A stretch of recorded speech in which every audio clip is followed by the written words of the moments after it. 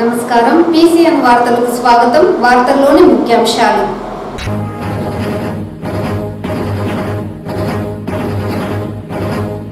బాలల హక్కులు చట్టాలపై పోలీస్ అధికారులకు పూర్తి స్థాయి అవగాహన ఉండాలి. చిత్తూరు జిల్లా కోర్టు న్యాయమూర్తి శిరీష.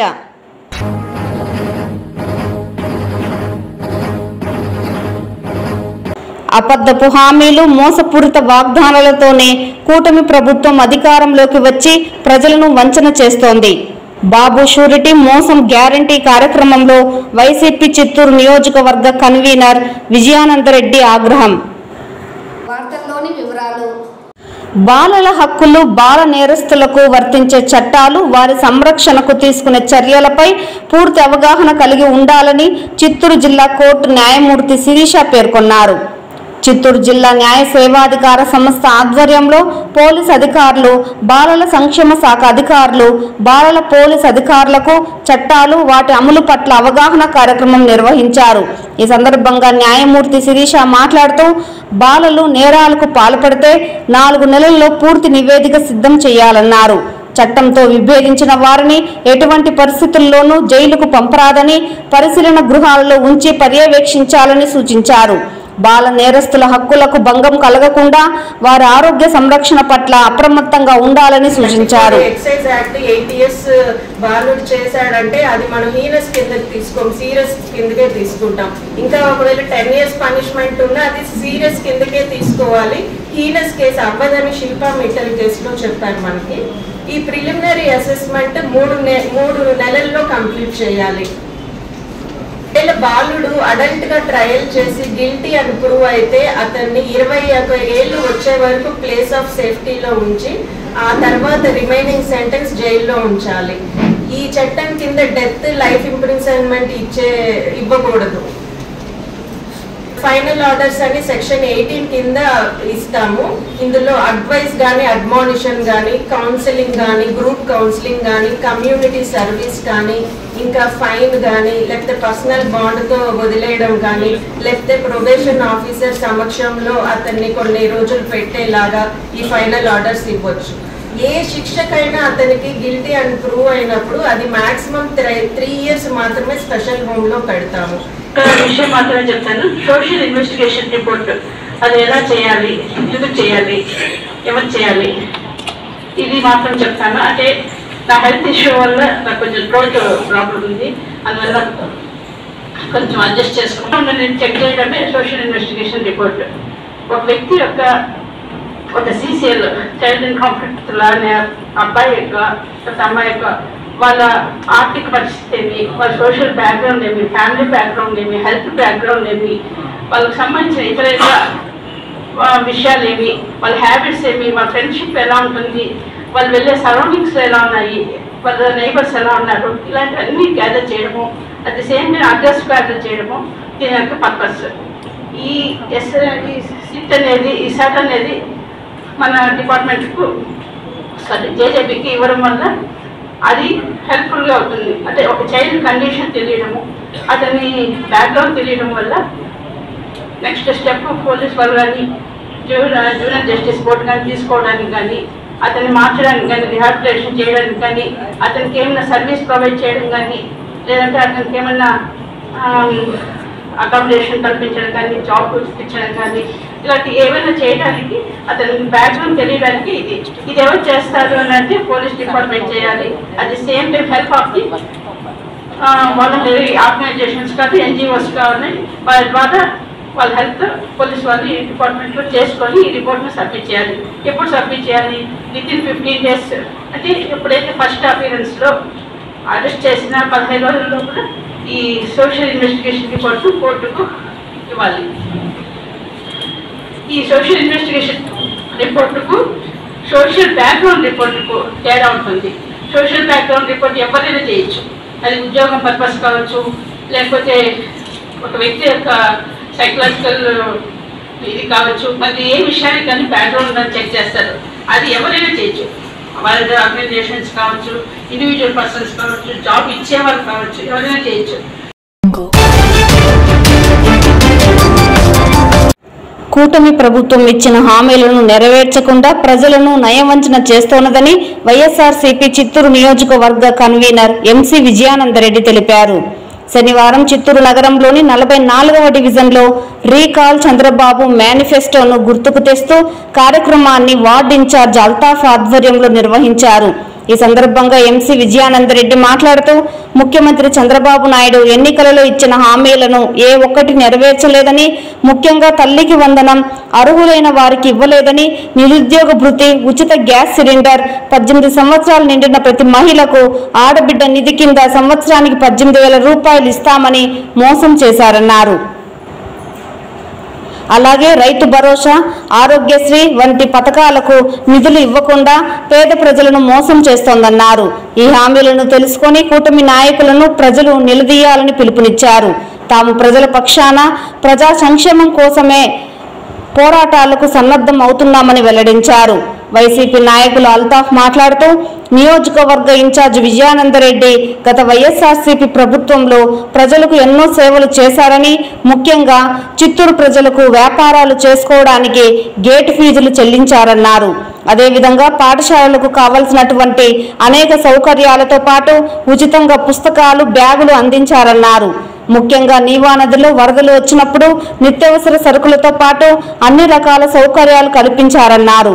ప్రతి పండక్కి తన వంతు సహాయంగా నిత్యావసర సరుకులు, ఉచితంగా దుస్తులు పంపిణీ చేసిన ఘనత నియోజకవర్గ వైసీపీ ఇన్ఛార్జ్ విజయానందరెడ్డికే దక్కుతుందన్నారు. అదేవిధంగా చిరు వ్యాపారాలకు తోపుడు బండ్లు అందించి ఆర్థిక భరోసా కల్పించారని తెలిపారు. ప్రజా సంక్షేమం కోరే ఆయనకు ఎల్లవేళలా తామంతా అండగా ఉంటామని తెలిపారు. ఈ కార్యక్రమంలో టౌన్ అధ్యక్షులు కేపీ శ్రీధర్, రాష్ట్ర మొదలియార్ సంఘం అధ్యక్షులు జ్ఞాన జగదీష్, రాష్ట్ర రిటైర్డ్ ఎంప్లాయీస్ అధ్యక్షులు విజయసింహారెడ్డి, టౌన్ ఉపాధ్యక్షులు నౌషద్, కో ఆప్షన్ మెంబర్ ఆను, స్థానిక నాయకులు అల్తాఫ్, మురుగా, దాస్, నవాజ్, గౌస్, గఫార్, కార్యకర్తలు, అభిమానులు పెద్ద ఎత్తున పాల్గొన్నారు.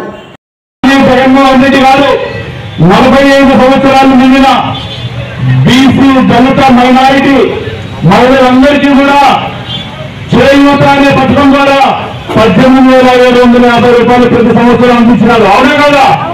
జగన్మోహన్ రెడ్డి ఇచ్చినారా లేదా? మరి ప్రస్తావన గురించి దానికి ఆడబిడ్డ నిజం పేరు చెప్పి నట్టేట ముందు ఉంచినారు. అదేవిధంగా మీ ఇంట్లో చదువుకున్న యువకులు ఎవరన్నా ఉంటే, నిరుద్యోగులుగా ఉంటే, ఉద్యోగం లేకుండా ఖాళీగా ఉంటే నెలకు 3,000 లెక్కన సంవత్సరానికి 36,000 ఇస్తున్నారు. వస్తువులంటే 36,000 కన్నా యువకులు పేరు పెట్టారు. దానికి ₹1 కూడా మీరు అభిమోసం చేశారు. అదేవిధంగా జగన్మోహన్ రెడ్డి గారు 5 లక్షల రూపాయలు ఆరోగ్యశ్రీని 25 లక్షల రూపాయల వరకు వైద్యం అందించుకునే 50 రూపాయలు కల్పిస్తే ఈ రోజు ఆరోగ్యశ్రీలో వైద్యం చేసే పరిస్థితి లేదు. అదేవిధంగా మా ఆడబిడ్డలందరికీ 4 నెలలకు 1 సిలిండరు, సంవత్సరానికి 3 సిలిండర్లు ఉచితంగా ఇస్తానన్నారు. ఈ రోజు 1 సిలిండర్ ఇచ్చేసి అది కూడా అందరి మహిళలకు ఇస్తా ఉన్నారు ప్రతి కుటుంబానికి. ఈ రోజు 20% కుటుంబాలకు కూడా సిలిండర్లు కూడా అది కూడా మోసం చేస్తున్నారు. ఆర్టీసీ బస్సు గురించి చెప్పనవసరమే లేదు. ఆర్టీసీ బస్సు అన్ని రకాల బస్సుల్లో సదుపాయం కల్పిస్తామని చెప్పి ఈ రోజు కేవలం పల్లెలకు మాత్రమే మీకు సదుపాయం కల్పిస్తా ఉన్నారు. ఈ రోజు బెంగళూరు బస్సు ఎక్కినా, పోదు తిరుమల బస్సు ఎక్కినా, కాణిపాకం బస్సు ఎక్కినా, ఏది ఎక్కినా ఉచితం లేదు. పల్లెలకు తప్ప ఏ బస్సులు ఉచితం లేదు.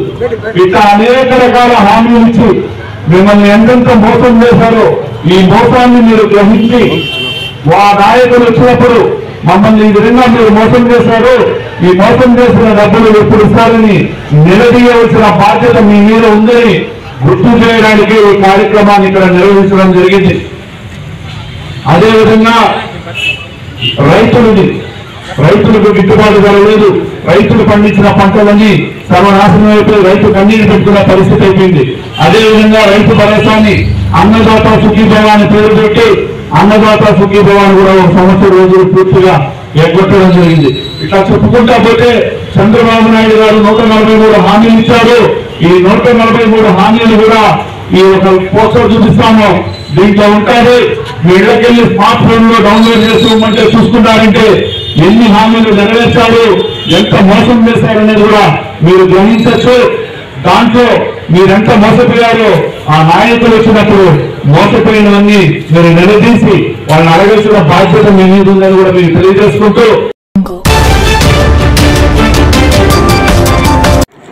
ప్రశాంత వాతావరణంలో వినాయక చవితి ఉత్సవాలు నిర్వహించుకోవాలని చిత్తూరు రెవెన్యూ డివిజనల్ అధికారి శ్రీనివాసులు తెలిపారు. శనివారం రెవెన్యూ డివిజనల్ అధికారి కార్యాలయంలో చిత్తూరు రెవెన్యూ డివిజనల్ అధికారి ఆధ్వర్యంలో వినాయక చవితి ఉత్సవాల నిర్వహణపై పోలీస్ అధికారులు, సంబంధిత శాఖల అధికారులు, గణేష్ ఉత్సవ కమిటీ సభ్యులతో సమన్వయ సమావేశం ఏర్పాటు చేశారు. ఈ సందర్భంగా రెవెన్యూ డివిజనల్ అధికారి మాట్లాడుతూ పట్టణంలో ఎటువంటి అవాంఛనీయ సంఘటనలు జరగకుండా, శాంతి భద్రతలకు ఎటువంటి ఇబ్బందులు లేకుండా వినాయక చవితి ఉత్సవాలు నిర్వహించుకోవాలని గణేష్ ఉత్సవ కమిటీ సభ్యులకు సూచించారు. అలాగే ఈ ఉత్సవాలను అన్ని శాఖలు సమన్వయంతో పనిచేసి ఎలాంటి పొరపాట్లకు ఆస్కారం లేకుండా సజావుగా జరిగేలా పగడ్బందీగా ఏర్పాట్లు పూర్తి చేయాలని సంబంధిత అధికారులను ఆదేశించారు.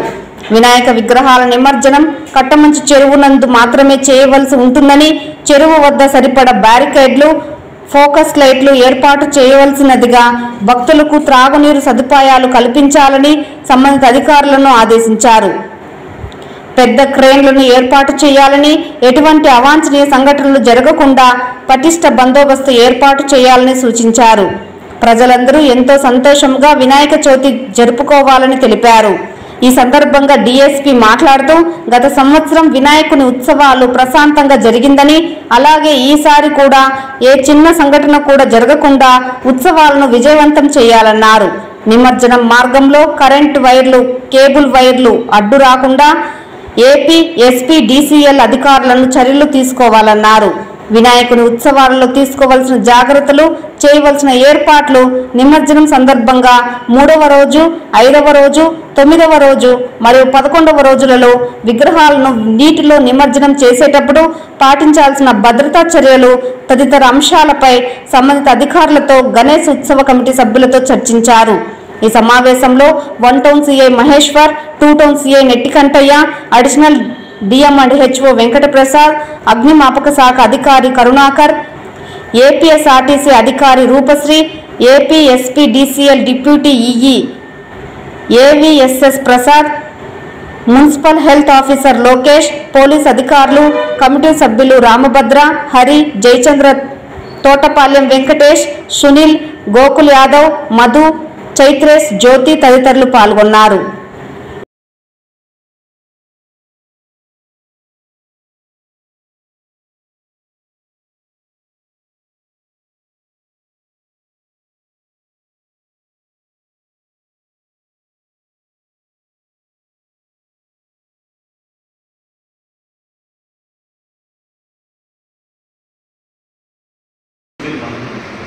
వాళ్ళకి కన్సర్న్ వాటర్ సెక్రటరీస్ వాళ్ళని సెక్రటరీ ఉంటారు, వాళ్ళని సెక్రటరీ చేసి తీసుకున్నచ్చు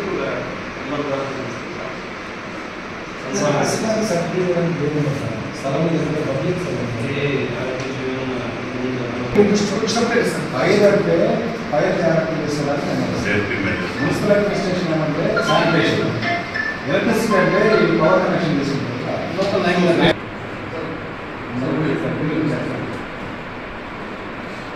లాస్ట్ టైం రిజిస్టర్ కూడా ఓన్లీ మేమే ఇచ్చాం, ఎవరిని అడిగింది లాస్ట్ టైం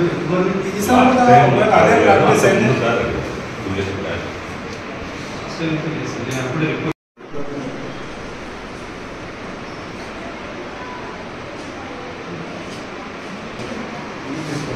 నిమజ్జనానికి కావాల్సిన అరేంజ్మెంట్స్ ప్రతి ఇయర్ మున్సిపల్ చేస్తారు. జిల్లా స్థాయి సీనియర్ సాఫ్ట్బాల్ బాలికల జట్టు విభాగంలో పీవీకేఎన్ డిగ్రీ కళాశాల మైదానంలో పోటీలు నిర్వహించారు.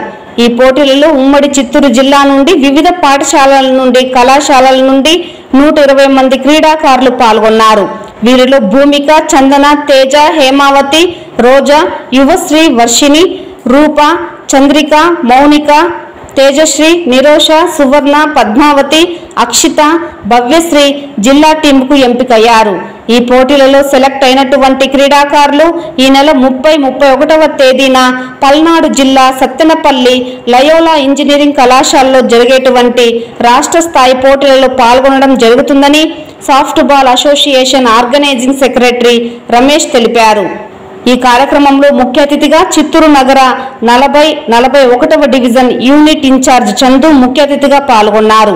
ఈ సందర్భంగా ఆయన మాట్లాడుతూ ముఖ్యమంత్రి నారా చంద్రబాబు నాయుడు క్రీడలకు ప్రాముఖ్యతనిస్తున్నారని అన్నారు. ఈ నేపథ్యంలోనే క్రీడాకారులకు 4% రిజర్వేషన్ కల్పించడంతో డిఎస్సిలో కూడా క్రీడా కోటా కింద ఉద్యోగ అర్హత సాధించారని తెలిపారు. గెలుపు ఓటములను సహజంగా తీసుకోవాలని క్రీడాకారులకు సూచించారు. రాష్ట్ర స్థాయిలో ఎంపికైన క్రీడాకారులు జాతీయ స్థాయిలో పాల్గొనడం జరుగుతుందని తెలిపారు. ఈ కార్యక్రమంలో పీడీలు దేవ, బాబు, లోకేష్ పాల్గొన్నారు. పీవీకే డిగ్రీ కాలేజ్ లో ఈ రోజు ఇక్కడ సెలక్షన్స్ జరుపుకోవడం జరిగింది. అదే విధంగా ఈనాటి సెలక్షన్స్ కి ముఖ్య అతిథిగా మన చిత్తూరు టౌన్ ఉన్నటువంటి చందు గారు ఈ రోజు ఇచ్చేయడం జరిగింది. చాలా సంతోషంగా ఉంది. అదే విధంగా ఈ రోజు ఈ సెలక్షన్స్ లో ట్రయల్స్ కి జిల్లా నుండి వివిధ పాఠశాలల నుండి అదే విధంగా కాలేజీల నుండి అయితేనేమి క్రీడాకారులు 100 మంది క్రీడాకారులు పాల్గొనడం జరిగింది. ఇక్కడ మంచి పర్ఫార్మెన్స్ చేసినటువంటి క్రీడాకారులను జిల్లా టీంకి ఎంపిక చేయడం జరిగింది. ఈ జిల్లా టీంలో ఎంపికైనటువంటి 16 మంది క్రీడాకారులు నెక్స్ట్ ఈ మంత్ లో జరగబోయే 30-31వ తారీఖుల్లో ఈ మంత్ పల్నాడు జిల్లాలోని సత్తెనపల్లి అనేటువంటి లయోలా కాలేజీలో జరిగేటటువంటి రాష్ట్ర స్థాయి సాఫ్ట్బాల్ క్రీడా పోటీలలో ఇక్కడ సెలెక్ట్ అయినటువంటి క్రీడాకారులు పాల్గొనడం జరుగుతుంది. అదేవిధంగా ఇక్కడ పాల్గొన్నటువంటి క్రీడాకారులు వాళ్ళ పర్ఫార్మెన్స్ కానీ మంచిగా చూపించినట్టయితే అదేవిధంగా జాతీయ స్థాయిలో ఎన్నిక కావడానికి అవకాశం ఉంటుంది. అదేవిధంగా ఇప్పుడు క్రీడాకారులకి ముఖ్యంగా మన ప్రభుత్వం అయితే 3% కోటాని అనౌన్స్ చేయడం జరిగింది. ఆ 3% కోటాలో మన జరిగినటువంటి డిఎస్సిలో చాలా మంది క్రీడాకారులు డైరెక్ట్ గా వాళ్ళ యొక్క పర్ఫార్మెన్స్ ని బట్టి డైరెక్ట్ గా జాబ్ లోకి వెళ్ళడం జరిగింది. ఇది చాలా శుభ పరిణామం. ఈ సందర్భంగా మా క్రీడాకారుల తరపున ప్రభుత్వానికి కూడా ధన్యవాదాలు తెలుపుకుంటున్నాము. అదేవిధంగా రాబోయేటటువంటి కాలంలో ఈ రోజు సెలెక్ట్ అయినటువంటి పిల్లలు మంచి పర్ఫార్మెన్స్ చూపించి జిల్లా స్థాయికి అదేవిధంగా మా అసోసియేషన్ కూడా మంచి పేరు తీసుకురావాలని ఈ కార్యక్రమంలో కోరుతున్నాం. Thank you. ఉమ్మడి రాష్ట్రం మొదటి ముఖ్యమంత్రి టంగుటూరి ప్రకాశం పంతులు జయంతి వేడుకలను చిత్తూరు 1 టౌన్ పోలీస్ స్టేషన్లో శనివారం ఘనంగా నిర్వహించారు. సిఐ మహేశ్వర ప్రకాశం పంతులు చిత్రపటానికి పూలమాలలు వేసి ఘన నివాళులర్పించారు. ఉమ్మడి రాష్ట్ర అభివృద్ధికి ప్రకాశం పంతులు చేసిన సేవలను స్వాతంత్ర సంగ్రామంలో ఆయన కృషిని స్మరించుకున్నారు. పోలీస్ అధికారులు, సిబ్బంది పాల్గొన్నారు. ఈ వార్తలు ఇంతటితో సమాప్తం. నమస్కారం.